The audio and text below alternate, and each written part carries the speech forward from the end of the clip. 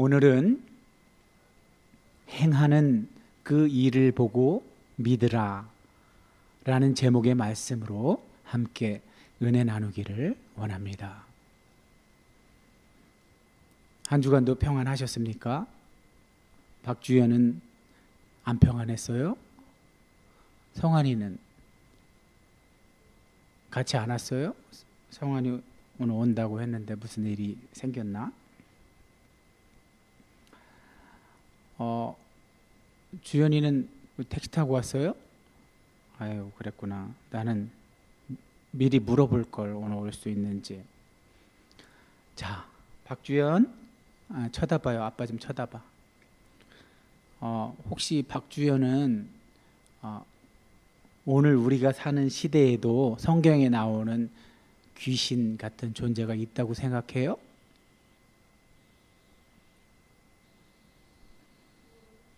생각 안 해봤어요? 그러면 성경에 또 다른 영적인 존재가 나오죠. 성령은 계시다고 생각해요? 그건 그렇게 믿는군요. 자, 근데 오늘 우리가 읽은 말씀은 사실은 요한복음 14장 전체를 읽어야 하는데, 그러면 분량도 많고 또 요한복음은 생각하기 나름이겠지만 깊게 들어가면 굉장히 어렵고 또 샅샅이 살펴야 하는 복음서고, 좀 듬성듬성 읽으면 또 쉽게 읽혀지는 복음서라고 했잖아요.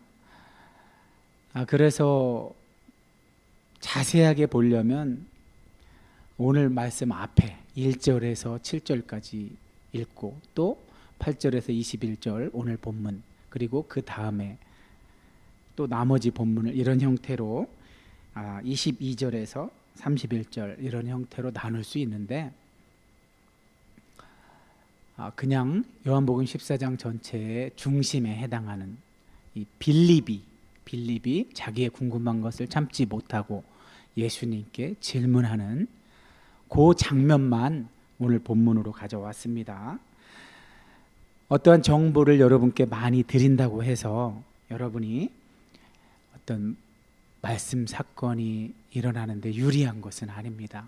오히려 한 가지 주제, 포인트를 잡고 처음부터 끝까지 이렇게 스피디하게 갈 때 여러분에게 어떤 하나님을 말씀으로 만나는 놀라운 사건이 일어날 줄로 믿습니다. 자, 박주연, 그 마이크 좀 집어보세요. 성환이 대신 오늘 시작하는 말씀 우리가 항상 마이크 켰어요? 시작하는 말씀을 읽어주세요. 주여 아버지를 우리에게 보여주옵소서. 그리하면 족하겠나이다. 아멘. 자, 우리 지난주에는 저녁 만찬 후에 예수님이 제자들의 발을 씻겨주셨죠. 그 발을 씻겨주신 의미는 뭐라고 했죠?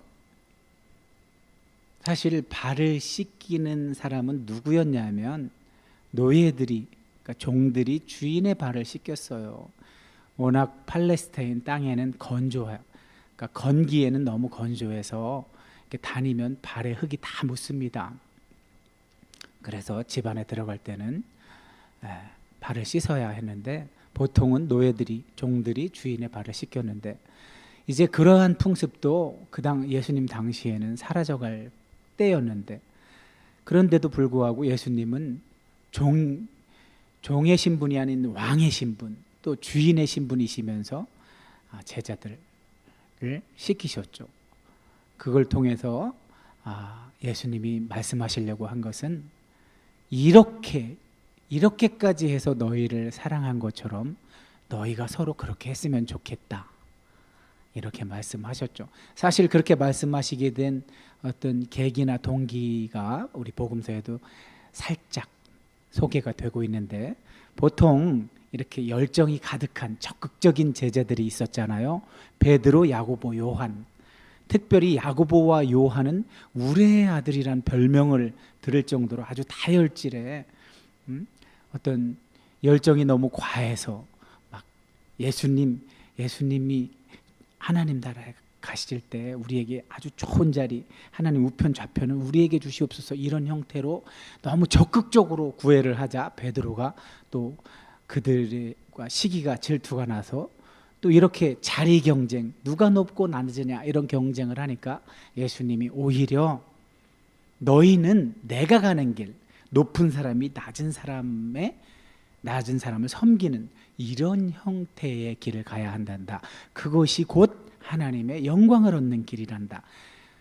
세상 사람들은 낮은 사람이 높은 사람을 섬기고 하지만 너희는 그 반대로 해야 된단다. 이런 의미로 그걸 그렇게 하는 것이 사랑이라는 의미로 지난주에 주셨죠. 그러시면서 자신이 이제 십자가의 길을 가셔야 된다는 것을 자꾸 말하니까 제자들은 깨닫지는 못하고 불안하긴 하고 걱정되고 근심되고 염려가 되니까 자꾸만 예수님한테 물어보게 되죠. 베드로는 대체 어디로 가시길래 못 갑니까? 전 갈 겁니다. 저는 예수님 가시는 그 길에 가기 위해서 목숨도 바칠 수 있습니다. 하니까 예수님이 네가 정말 목숨을 바치겠느냐? 너는 닭 울기 전에 3번 나를 부인할 것이다. 이 말씀을 끝으로 지난주 마쳤습니다. 자, 그러니까 제자들 분위기가 어때요? 그 저녁 만찬 후에 세족식 후에 유다가 예수님을 팔기 위해서 나간 후에 예수님이 여러 말씀을 하신 가운데 그런 분위기가 연출되자 제자들이 걱정하고 근심하고 있으니까 예수님이 제자들을 위로하려고 14장을 시작하면서 하시는 말씀이 내가 처소, 아버지와 나와 너희가 함께 거할 처소를 예비하러 잠시 갔다 올 거니까 걱정하지 마. 여기서 말하는 처소는 무엇을 말할까요? 예수님이 십자가에 돌아가셨다가 3일 만에 부활하셔서 영의 몸을 입고 오셔서 이제 승천하시면 첫 번째 보혜사이신 예수님, 제자들을 가르쳤던 예수님의 사역을 마치시고 예수님은 하나님 보좌 우편에 계시고 영으로서 이 제자들과 거한다는 그 의미로 그렇게 말씀하신 건데 너희는 이제 그 길을 안다. 나의 가는 길을 너희가 안다. 이제 예수님은 안다고 말씀하셨지만 사실 제자들은 모르죠. 제자들은 예수님의 말씀하시는 의미를 깨닫지 못하죠. 그래서 예수님은 그 저녁 만찬 후 말씀에서 작은 자들아라고 제자들을 표현하잖아요. 자, 도마가 또 나섰잖아요. 그 길이 어딥니까? 알려주시옵소서. 도마도 궁금증을 참지 못해서 질문하자 내가 곧 길이요 진리요 생명이다. 예수님이 나는 무엇이다 라는 말씀을 7번 하셨는데 이제 6번째 말씀을 하시죠. 나는 뭐다? 나는 길이다 진리다 생명이다. 이 말씀을 6번째로 하셨고 이제 다음 장인 15장에서 나는 포도나무다로 7번째 말씀을 마치죠. 어찌되었든 알쏭달쏭한 말씀이시죠. 그게 대체 무슨 말일까? 내가 곧 길이요 진리요 생명이니 너희는 나를 통해서 아버지의 나라로 간다. 나를 통해서만 갈 수 있다. 아버지께로 가는 그 길은 나를 통해서만 가능하다. 그러니 이젠 너희가 나를 알았고 또 보았느니라. 자, 빌립의 이 질문, 박주연 앞에 보세요. 딴 생각하지 마시고 아버지께로 가는데 예수님은 빌립이 저 질문이 나오게 된 동기는 예수님이 이 말씀을 하셨기 때문이에요. 7절에서 너희가 나를 알았잖아. 내가 약 3년에 되는 공생의 기간 동안 너희랑 먹고 자고 가르치고 표적 보여주고 귀신 쫓아내고 여러 가지 일을 했잖아. 그래서 나를 알았잖아. 그러면 내 아버지도 알은 거야. 이제부터는 알았을 뿐만 아니라 아버지도 본 거야. 이렇게 말하니까 빌립이 이해를 못하고 자기 생각에는 아버지를 본 적이 없는데 주님 아버지를 보여주옵소서. 그러면 믿겠나이다. 그런 뜻이죠. 우리의 성향과 같죠. 박주연 박주현도 보여주면 믿을 거지. 보고도 안 믿을 거야? 예, 우리 박주현의 현재 수준은 징크스 때문에 믿는 수준입니다. 안 믿으면 잘못될까 봐 하는 징크스 때문에 믿는 수준이라고 전에 고백했는데 아직 그게 거기를 벗어나지 못했어요. 걱정하지 말아요. 성령께서 그걸 벗어나게 해주실 겁니다. 자, 우리의 성정과 같은 수준의 질문을 하는 빌립에게 예수님은 대답하십니다. 빌립아, 내가 이렇게 오래는 얼마 동안? 약 3년여 동안 너희와 함께 있지 않았느냐. 근데 나를 몰라? 이렇게 말씀하시는 거예요. 그러면서 예수님은 나를 봤으면 아버지를 본 거야. 근데 왜 자꾸 아버지를 보이라고 말해? 예수님이 얼마나 답답하셨으면 저렇게 말씀을 하실까요? 그러나 예수님의 저 말씀하시는 톤은 꾸짖고 꾸중하는 톤이 아니라 안타까운 마음에 어떤 작은 자들을 사랑하는 심정으로 잘 깨닫지 못하는 제자들을 긍휼히 여기고 불쌍히 여기는 심정으로 저 말씀을 하셨다고 보아야 합니다. 자, 그러면서 예수님이 다음 말씀을 이어갑니다. 예수님을 보고 아버지를 알 수 있는 이유를 알려주시는 겁니다.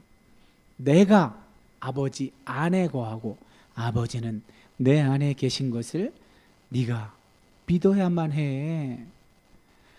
그러고 보니 예수님은 지금 성자 예수님이 성부 하나님과 성령으로 삼위 하나님이신 제3위 하나님이신 성령 하나님으로 연합되어 계신 것을 저렇게 표현하고 계신데 저것은 알의 영역이 아니고 마치 믿음의 영역인 것처럼 말씀하고 계세요. 그것은 우리가 어떤 인식론적으로 아는 수준이 아니라 믿음에 들어가야지만, 믿음의 세계에 들어가야지만 알 수 있고 볼 수 있는 그런 의미로 말씀하는 것처럼 보입니다. 그러면서 하시는 말씀이 내가 너희한테 하는 말들은 다 내 스스로 하는 말이 아니란다. 아버지께서 내 안에 계셔서 아버지의 일을 하는 거란다. 앞에서도 이런 말씀을 반복적으로 하셨잖아요. 유대인들이나 혹은 예수님을 책잡으려 했던 이스라엘의 종교 지도자들이 외모로만 보면 초라한 목수인데 목수가 하는 말은 목수답지 않은 말을 한단 말이에요. 그러면 그들도 이상하게 생각하면서 거기서 한 발짝 더 나가서 저 목수가 저런 말을 어떻게 할 수 있을까? 다른 복음서에 보면 권위 있게 말한다고 표현하는데 대체 배움이 없고 학문이 없는 저 목수가 어떻게 저렇게 배운 자가 할 수 있는 말들을 하는 거고 권위 있는 말을 하는 걸까? 거기까지 생각이 닿았으면 그 다음을 자꾸 더 생각해서 그걸 알아보려고 해야 하는데 유대인들이나 이스라엘의 종교 지도자들은 거기서 멈추고 오히려 예수님이 귀신이 들려서 그런 말씀을 한다고 하질 않나, 아니면 예수님 안에 어떤 다른 존재가 있다는 건 꿈에도 생각하지 못하고 오히려 예수님이 말한 것 때문에 그것을 신성 모독으로 몰아붙여서 예수님을 제거하려는 쪽으로 자꾸 꾀를 내죠. 자, 그래서 안타깝게도 예수님은 하나님 나라를 눈으로 볼 수 있게 보여주고 설명까지 해주고 그렇게 또 표적으로까지 그것을 보여주셨는데 아무도 믿지 않자 많이 낙심하셨지만 결국은 자신의 사명을 이루시려고 지금 마지막으로 제자들에게까지 안에 본인이 말씀하시려고 하는 그것을 열심히 전해주고 계신 겁니다. 그러면서 이번 14장에서는 단순히 하나님 나라에 관한 일을 정보를 주는 것뿐만이 아니라 위로의 성격으로 말씀하고 계신 겁니다. 자, 한 가지 강조하면서 당부하시는 것이 있습니다. 예수님께서 내가 아버지 안에 거하고 아버지께서 내 안에 계심을 어떻게 하라고요? 믿으라는 겁니다.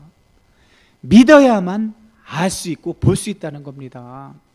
자, 앞에서 우리는 믿어서 알게 되고 보게 된 어떤 한 사람을 알고 있죠. 그가 누구였죠? 실로암 못에 가서 자기 눈을 씻고 눈을 뜬 그 맹인, 그것이 이야기하는 건 실제로 뭐라고 그랬죠?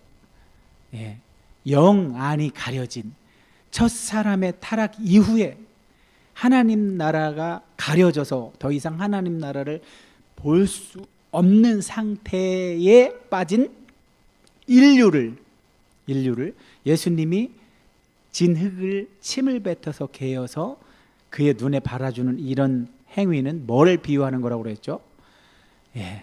흙으로 지어진 첫 사람이 하나님으로부터 단절되어서 하나님 나라를 볼 수 없는 상태가 되자 예수님이 다시 그를 볼 수 있게 하려고 재창조, 새 창조의 의미로 그의 진흙을 개어서 그의 눈에 발라서 그가 볼 수 있게 해주죠.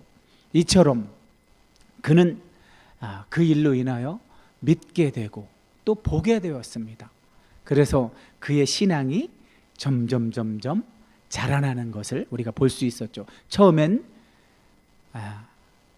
예수라는 사람이라고 했다가 그 다음엔 선지자라고 했다가 그 마지막으로 주님이라고 고백을 하는 그의 모습을 우리가 볼 수 있었습니다. 자, 그런데 제자들은 현재 그 수준까지 왔을까요? 그들이 예수님을 주님이라고 부르기는 하지만, 표현은 하지만 질문하는 걸로 봐서는 아직 그 눈뜬 맹인의 수준까지 혹은 마리아의 수준까지는 이르지 못했다는 것을 알 수 있죠. 왜 그런가요? 아직 성령을 선물로 받지 못했기 때문이죠. 자, 그런데 오늘 예수님이 아주 중요한 말씀을 하십니다. 성부 하나님과 성자 예수님이 성령으로 연합되어 계신 것을 믿지 못하겠거든 너희들도 내가 단지 그냥 그 흔한 몫으로만 보인다면 그 외모를 보고 도저히 믿지 못하겠거든 이걸로 믿어라 하고 예수님이 제시하시는 게 뭐라고요? 예수님이 하시는 일로 믿으라는 거예요. 이게 오늘 말씀의 제목이기도 합니다. 박주현 겉만 보고 박주현이나 우리 아이들, 목사님의 아이들은 목사님, 그러니까 예수님도 그런 말씀 하시죠. 자신의 고향 사람들이 자신이 어릴 적부터 자라서 목수일을 열심히 해서 가족을 먹여 살리는 모습을 보았기 때문에 그런 선입관, 편견 때문에 자신이 권위 있는 말을 하고 표적을 보여주어도 믿지 않는 것을 보고 선지자가 고향집 외에서는 존경받지 못하는 법이 없느니라 그 말씀을 하시죠. 마찬가지로 목사인 제가 하나님 나라를 소개하고 하나님은 이런 분이시다 하고 증언하는 자로 그런 삶을 사는데도 내 자녀들은 저를 그냥 육신의 아빠로 보기 때문에 저렇게 예배 자리에서 집중하기가 쉽지 않은가 봐요. 자, 주연이한테도 하고 싶은 말이 그거예요. 아빠 그냥 내 아빠라서 그냥 나한테는 평범한 아빠를만 보이는데 그렇다면 아빠가 하는 말 또 아빠가 하는 행위 이런 걸 통해서 부디 우리 예수님을 믿기를 바래요. 자, 예수님이 진실로를 연달아서 할 때는 어떤 때 저런 단서를 다신다고 했죠? 전제하신다고 그랬죠? 반드시 이루어질 일을 말씀하실 때 진실로라는 말을 하시고 나서 하신다고 그랬죠? 오늘 말씀 12절 말씀 박주현 12절 말씀 좀 한번 읽어줘요. 천천히.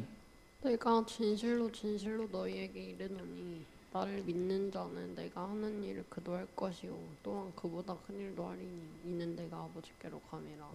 아멘.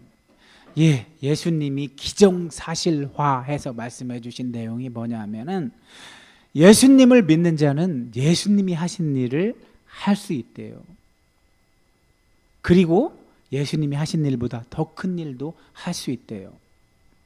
그러고 나서 이상한 말씀을 다세요. 마지막에 내가 아버지께로 감이라. 여기서 우리는 그냥 문자 그대로 읽으면 예수님을 믿으면 예수님이 보여주신 그런 표적들보다 훨씬 더 대단한 일을 한다는 뜻인가? 이렇게 읽을 가능성이 높아요. 오늘 저 말씀의 의미는 그런 의미가 아니고 예수님이 이제 십자가에 돌아가셔서 부활하셨다가 승천하시면 이제 예수님이 육신을 입고 오셔서 하실 일을 다 하신 거예요. 그리고 나서 예수님은 하나님 보좌 우편에 계세요. 그런데 아버지와 아들의 영이신 성령 하나님께서 제자들에게 함께 하셔서 또 예수 믿는 모든 자들에게 함께 하셔서 저기서 큰 일이라고 말씀하신 의미는 어떤 양적 어떤 크기 이런 수치 계량의 의미보다는 예수님은 공생의 3년에 허락하신 그 바운더리 범위 안에서만 사역을 하셨지만 이제 예수님의 제자들 또 그 제자의 제자들 제자의 제자의 제자들은 이제 예루살렘과 온 유대와 사마리아와 땅 끝까지 이르러 예수님이 하신 일을 하게 될 테니까 그걸 오늘 요한은 큰 일이라고 이야기하고 있는 겁니다. 그래서 땅 끝까지라는 얘기는 우리 지구촌의 복음이 골고루 전파됨을 이야기하는 거겠죠.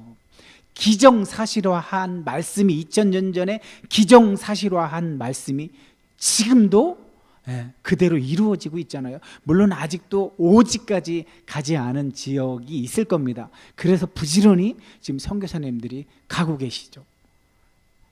자, 예수님의 말씀은 하나님의 말씀은 곧 사건이기 때문에 일이기 때문에 그대로 되고 있는 겁니다.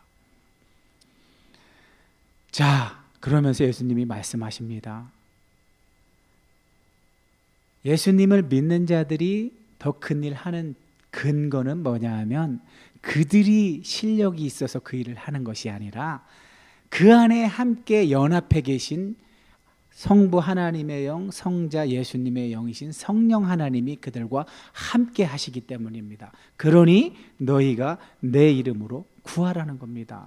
그러면 행하신다는 겁니다. 저기서 행한다는 말은 누구가 행한다는 걸까요? 뒤에 나오는 보혜사 성령님이 믿는 사람 안에서 행한다고 그 말씀을 하시는 겁니다. 행한다는 말을 얼마나 확실하면 두 번 연거푸하실까요? 그 일로 아버지께서 또 영광 받으신다고 하시면서 반복해서 내가 행한다. 너희들은 구하기만 해라. 그러면 내가 행한다 하고 약속하고 계신 겁니다. 자, 여기까지가 오늘 말씀의 반입니다. 자, 딱 여기까지의 결론은 뭘까요? 빌립의 질문으로 시작됐지만 예수님이 하시려고 하는 말씀은 예수님이 가시되 아주 가는 것, 우리가 죽어서 가는 그런 천국을 말씀하신 것이 아니라 보다 더 정확하게는 예수님이 십자가에 돌아가셔서 부활 승천하시지만 성부 하나님이 예수님의 이름으로 보내실 그 성령으로 우리와 함께 하시는 그것을 마련한다는 것을 거처를 마련한다고 이 14장 1절에 그 말씀으로 시작한 거예요. 그래서 빌립의 질문에 대답하시면서 예수님이 하고 싶었던 가장 핵심적인 말씀은 아까 12절 진실로 진실로를 연거푸 말씀하시면서 하신 그 말씀, 너희가 나를 믿으면 내가 한 일을 너희가 할 것이요 그보다 더 큰 일도 하리라. 그렇습니다. 이 절반의 핵심 주제는 예수님이 가시면 첫째 보혜사이신 예수님이 육신을 입고 오신 예수님이 본래 계셨던 하늘로 가시면 성령으로 오셔서 두 번째 보혜사가 우리와 함께 하셔서 예수님이 하셨던 일을 바톤을 받아서 그대로 한다는 그 말씀을 하고 계신 겁니다. 자, 그러면 이제 예수님은 이제 제자들은 궁금하잖아요. 대체 자기들이 할 수 있는 근거는 예수님이 성부 하나님과 연합해서 아버지의 일을 할 수 있었던 것처럼 제자들도 결국은 그 연합했기 때문에, 연합을 해서 자신들은 능력이 없지만 연합되어 있을 때 그 안에 연합되어 계신 성령께서 그 일을 하신다고 말씀을 하신 것 같은데, 지금까지 들은 걸로는 도저히 이해를 못하니까 예수님이 드디어 이제 요한복음에서 처음으로 성령이 누구이신지를 자세히 알려주고 계세요. 그러면서 단서를 앞에다 달고 말씀을 하세요. 너희가 나를 사랑하면 나의 계명을 지키리니. 그러니까 결국은 예수님이 하신 일의 근거는 사랑 때문에 하신 거래요. 하나님이 세상을 이처럼 사랑해서 예수님이 이 땅에 와서 펼치신 그 일은 하나님 나라를 소개하는 일이었지만 그것은 결국 사랑에서 비롯돼서 그 일을 한 거래요. 그래서 예수님이 이 앞에 지난주에 너희에게 새 계명 줄게. 과거의 계명은 하나님 사랑, 이웃 사랑이었다면 새 계명은 너희가 서로 사랑하는 것, 그러니까 이웃 사랑하는 것, 사람을 사랑하는 것, 그것이 새 계명이다. 그 계명을 너희가 실천하면 나를 사랑한다고 생각할게, 믿을게. 그 말씀을 주신 거죠. 두 계명을 하나의 계명으로 통합해 주신 거죠. 그래서 계명 주신 것을 다시 한번 상기시켜 주시면서 성령님 이야기를 하셔요. 그 사랑하는 것조차 우리의 실력, 믿는 사람들의 실력으로는 가능하지 않기 때문에 돕는 하나님, 그분을 보혜사라는 뜻을 쉽게 말씀드리면 돕는 하나님이란 뜻입니다. 내가 아버지께 구해서 다른 보혜사, 지금 내가 보혜사인데 내가 돕는 역할을 하고 있는데 나 말고 다른 돕는 역할을 하실 분을 너희에게 주어서 영원토록 너희와 함께 있게 할게, 이 말씀을 하고 계신 거예요. 그분이 성령님이래요. 그래서 성령님을 잠깐 소개해요. 그분은 진리의 영이라. 아까 앞에서 오늘 본문 앞에 내가 곧 길이요 진리요 생명이라고 그랬잖아요. 예수님이 진리래요. 그럼 진리의 영 하면 누구의 영이에요, 박주연?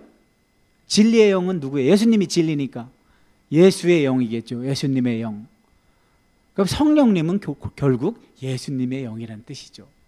근데 그 예수님은 성부 하나님과 연합되었으니까 아버지의 영이기도 하고, 이렇게 삼위 하나님은 떨어질래야 떨어질 수 없이 밀접하게 연합되어 있어요. 그게 우리가 또 그분들과 연합하는 한 모델인 거예요. 근데 예수님이 이 말씀을 하셔요. 성령을 세상은 받지 못한대요. 세상은 그 성령을 알지 못한대요. 그러나 예수님을 믿는 자들은 안 돼요. 저기서 너희는 안 하니 하면 제자들을 말하는 거겠죠. 저 맥락에서는 제자들은 안 돼요. 왜? 성령이 너희와 함께 거하고 너희 속에 있을 것이니까. 아까 앞에서 말씀하셨잖아요. 영원히 함께 있게 한다고. 임마누엘이 그 뜻이죠. 하나님이 우리와 함께 하신다. 임마누엘 해주신다. 그 뜻이죠. 그러니까 예수님이, 첫 번째 보혜사이신 예수님이 육신을 벗고 하늘로 가더라도 걱정하지 마라. 왜? 성부와 성자의 영이신 성령께서 너희와 함께 하기 때문에 하나님은 너희와 항상 함께 하는 거란다. 자, 이게 설명이 약간 부족하면 우리 본문 뒤에 이렇게 26절에 보면 보혜사 성령님에 대해서 그분이 뭘 하실 건지 추가로 이렇게 설명을 해줘요. 보혜사가 오시면 아버지께서 예수님의 이름으로 보내시는 그 성령께서 하시는 일은, 그분이 너희에게 오시면 모든 걸 너희에게 가르쳐 줄 거야. 그리고 내가 가르친 거 있잖아, 그거를 그분이 생각나게 해줄 거야. 그러니 걱정하지 말아라 얘들아. 나 없다고 절대 걱정하지 말아라. 내가 없는 게 아니란다. 성령으로 너희와 함께 있기 때문에 성령께서 내 역할을 그대로 해주실 거란다 하고 염려하지 말라고 오늘 예수님이 말씀하시는 겁니다. 그러면서 한 번 더 위로의 말씀을 하세요. 너희는 고아처럼 버려진 사람들이 아니야. 왜? 내가 너희에게로 오니까, 성령으로 오니까. 조금 있으면 이 세상은 나를 못 봐. 왜? 육신을 입은 모습이 사라지니까. 영으로 온 모습은 그들은 볼 수가 없지. 하지만 너희는 볼 수 있단다. 왜? 성령을 받아서 이제 영안이 열렸으니까 너희는 볼 수 있어. 주연아, 여기 봐봐요. 그래서 그걸 예수님은 뭐라고 해요? 예수님도 성령으로 살아계시고 또 성령이 오셨다는 그 자체가 죽음이 사라진 걸 뜻하는 거니까 제자들도 살아있다고 그렇게 말씀하고 계신 거예요. 예수님도 살아계시고 제자들도 살아계시다는 증거가 뭐라고요?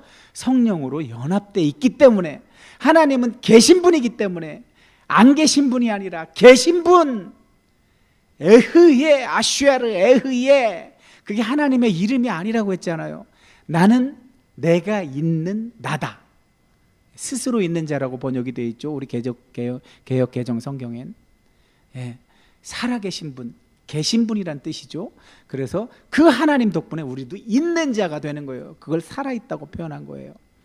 자, 다시 한번 연합의 교리를 아주 반복해서 말씀하세요. 그날에 성령으로 임재해서 너희와 함께 있는 그날에는 내가 아버지 안에 있는 거고 너희가 내 안에 있는 거고 내가 너희 안에 있는 것을 너희가 깨닫게 될 거란다. 저건 성령 받은 다음의 이야기겠죠. 그러면서 오늘 이 말씀으로 마무리를 하세요. 예수님이 아까 나를 사랑하는 자는 계명을 지킨다고 했죠. 주연아, 여기서 계명이 뭐라고? 하나님 사랑, 이웃 사랑, 이 두 계명이었던 걸 예수님이 서로 사랑, 너희가 서로 사랑, 내가 이처럼 너희를 사랑할 것처럼 너희끼리 사랑해라. 여기서 너희는 제자들만 얘기하는 게 아니라 우리 인류가 서로 사랑하는 그 뜻이겠죠. 그걸 다시 한번 말씀하세요. 모든 것은 사랑에서 근거했다는 걸 말씀하시기 위해서. 그래서 사랑을 몇 번이나 반복하세요.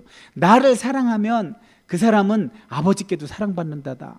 나도 그 사람을 사랑해서 그에게 나를 나타낸단다. 저건 어떻게 나타낼까요? 박주연, 예수님은 대체 자기를 사랑하는 사람한테 자기를 어떻게 나타낼까요?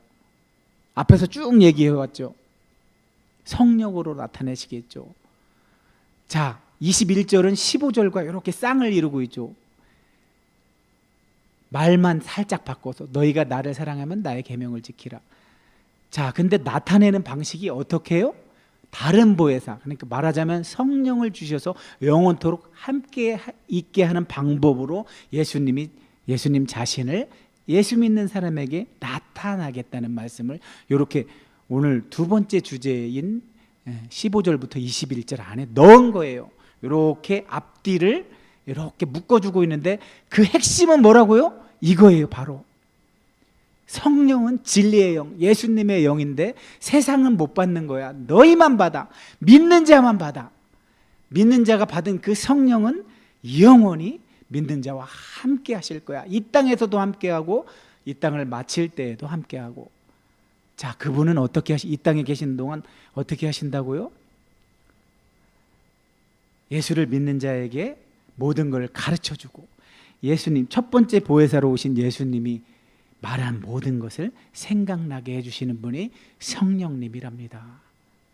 자, 박주연, 앞에 봐요. 너무나 중요한 말씀이라서 설명이 많이 들어가는데 설명을 자제하고 좀 풍성한 이야기로 좀 재밌게 이끌어 보려고 어제 잠도 안 자고 새벽까지 열심히 했는데 워낙 의미가 깊어서 어쩔 수 없이 설명을 많이 하게 됐지만, 지금까지는 우리 주연이가 지루하고 잘 안 들렸다면 아까 아빠가 저 말씀들에 이렇게 부각시켜 놓은 단어들이 있었잖아요. 생각나요? 어떤 단어들을 이렇게 두드러지게 이렇게 처리했죠? 아내라는 단어. 그 아내라는 건 연합되었음을 상징하는 거죠. 예수님이 성부 하나님과 성령으로 연합되었음. 이게 우리의 모델이라는 거죠. 삼위 하나님이 연합되어 있는 그 모습이 바로 우리 예수 믿는 자들의 본이에요. 모델이에요. 모델. 예수님이 우리와 똑같은 몸을 입고 오셨지만 예수님이 이 땅에 오셔서 공생의 기간에 하나님 나라를 소개하고 표적을 보여주면서까지 하나님 나라가 진짜 있단다. 너희가 나를 믿으면 나와 함께 거기서 살 수 있단다 하고 3년 동안 많이 말씀하고 다니셨잖아요. 근데 예수님의 말씀을 곁에서 들은 예수님의 제자들은 예수님의 말씀을 잘 깨닫지 못했어요. 그래서 오늘 근심하고 있는 예수님의 제자들에게 예수님이 근심하지 마. 지금 너희가 작은 자들에 불과하지만 너희도 보혜사 성령이 너희에게 오시면 내가 사람의 몸을 입고 와서 아버지와 연합돼서 아버지의 일을 이렇게 수행한 것처럼 성령의 능력으로 수행한 것처럼 너희도 내가 십자가에 죽었다가 살아나서 부활해서 승천한 후에 첫 번째 너희를 도왔던 첫 번째 보혜사인 내가 하늘로 가면 두 번째 보혜사 역할을 하실 성령이 오신단다. 그 성령은 아버지와 나의 영이란다. 그러니 너희 안에 그분이 함께 하시면 내가 한 일을 너희도 할 수 있게 된단다. 그러니 걱정하지 말아라. 너희가 무엇을 내가 한 일을 해야 할 때 무엇이든지 나한테 구해라. 그러면 너희가 하는 게 아니란다. 내가 한단다. 너희와 연합되어 있는 너희와 함께하고 있는 내가 한단다. 그 나는 누구를 말한다고요? 보혜사 성령님을 말하는 거죠. 자, 박주연 빌립의 질문으로 시작된 오늘 말씀은 이렇게 말씀하고 계세요. 알고 보고 믿고 행하는 이 모든 것들은 연합되어 있는 속에서 나오는 것들이에요. 우리의 믿음도 성령이 우리와 함께 해주시지 않으면 우리 스스로는 믿을 수가 없어요. 그 사실을 경험했을 때, 그 사실을 깨닫고 그러한 사실을 삶에서 경험했을 때 알게 되는 거예요. 이처럼 믿고 알고 또 그렇게 되면 영안이 열려서 하나님 나라를 볼 수 있게 돼요. 본 자는 마지막으로 어떻게 된다고요? 행할 수 있게 돼요. 행하는 자는 무슨 근거로 행한다고요? 성령께서 그 안에서 그분이 행하시기 때문에 행할 수 있는 거예요. 그러니까 순서가 어떻게 돼요? 믿고 알고 보고 행하는 이 모든 것은 우리 안에 하나님이 예수님의 이름으로 보내주신 보혜사 성령 때문에 가능하다는 것, 그 사실을 우리 박주연이 다른 것 모두 잊어도 이것만은 잊지 말았으면 해서, 또 우리 예원 가족 여러분이 이 사실을 잊지 말고 여러분이 성부, 성자, 성령 하나님과 연합되어 있다는 것, 임마누엘이신 하나님과 연합되었다는 증거는 뭘로만 드러난다고요? 여러분의 삶에서 행함으로 드러난다는 그 사실을 잊지 말라고 오늘 이 말씀을 전했습니다. 기도하겠습니다. 고맙고